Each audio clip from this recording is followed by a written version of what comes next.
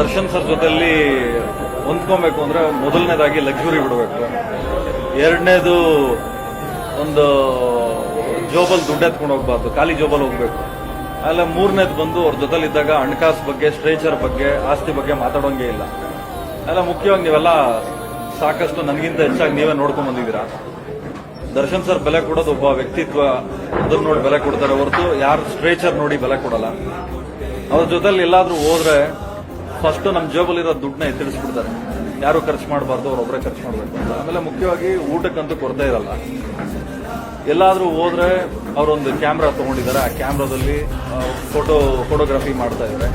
ಅದ್ರ ಉದ್ದೇಶ ಏನು ಅಂದ್ರೆ ಮಲೆಮಹದೇಶ್ವರ ಕಾರ್ಡ್ನ ದತ್ತು ತಗೋತಾ ಇದ್ದಾರೆ. ಆ ದತ್ತು ತಗೊಂಡು ಆ ಕಾರ್ಡ್ನ ಡೆವಲಪ್ ಮಾಡಿ, ಆ ಪೋಸಿಂಗ್ ಕ್ಯಾಂಪ್ ಏನ್ ಬರುತ್ತೆ ಆ ಪೋಸಿಂಗ್ ಕ್ಯಾಂಪ್ನ ಡೆವಲಪ್ ಮಾಡಿ ಆ ಗಾರ್ಡ್ಸ್ಗಳಿಗೆ ಇನ್ನೂ ಹೆಚ್ಚಿನ ರೀತಿಯಲ್ಲಿ ಸಹಕಾರ ಕೊಡೋದಕ್ಕೆ ಆ ಉದ್ದೇಶ ಇಟ್ಕೊಂಡು ಆ ಫೋಟೋಗ್ರಫಿ ಏನ್ ಮಾಡ್ತಾರೋ ಅದನ್ನ ಒಂದು ಗ್ಯಾಲರಿ ಮಾಡಿ ಆ ಫೋಟೋ ಫ್ರೇಮ್ನ ಸೇಲ್ ಮಾಡಿ ಅದ್ರಲ್ಲಿ ಬರೋ ದುಡ್ಡನ್ನ ಒಂದು ಮಹದೇಶ್ವರನ ಕಾರ್ಡ್ ಏನ್ ಬರುತ್ತೆ ಆ ಕಾರ್ಡ್ನ ಡೆವಲಪ್ ಮಾಡೋ ಒಂದು ಉದ್ದೇಶ ಇಟ್ಕೊಂಡು ಇದೆಲ್ಲ ಮಾಡ್ತಾರೆ. ಆಮೇಲೆ ಮುಖ್ಯವಾಗಿ ಅವರೇ ಏಕೈಕ ವ್ಯಕ್ತಿ ಅನ್ಸುತ್ತೆ ಮೋಸ್ಟ್ಲಿ ಫಾರೆಸ್ಟ್ ಡಿಪಾರ್ಟ್ಮೆಂಟ್ಗೆ ಒಂದು ರೂಪಾಯಿನೂ ಅವರು ರೆಮ್ಯುನರೇಷನ್ ತಗೊಳ್ದಲ್ಲೇ ಫ್ರೀ ಆಫ್ ಕಾಸ್ಟ್ 5 ವರ್ಷಕ್ಕೆ ಅಂಬಾಸಿಡರ್ ಆಗಿ ಆಯ್ಕೆ ಆಗಿದ್ದಾರೆ. ಆಮೇಲೆ ಅವರು ಒಂದು ಅಂಬಾಸಿಡರ್ ಆದಮೇಲೆ ಸಾಕಷ್ಟು ಮೈಸೂರು ಝೂ ಅಲ್ಲಿರುವಂತ ಒಂದು ಪ್ರಾಣಿಗಳನ್ನ ದತ್ತು ತಗೊಂಡು ಝೂ ಇಂಪ್ರೂವ್ ಆಗಿದೆ. ಆಮೇಲೆ ಮುಖ್ಯವಾಗಿ ಅವ್ರ ಜೊತೆಲಿ ಹೋಗ್ಬಿಟ್ರೆ ನಮ್ಗೇನು ಬೇರೆ ಏನು ಚಿಂತೆನೇ ಇರಲ್ಲ.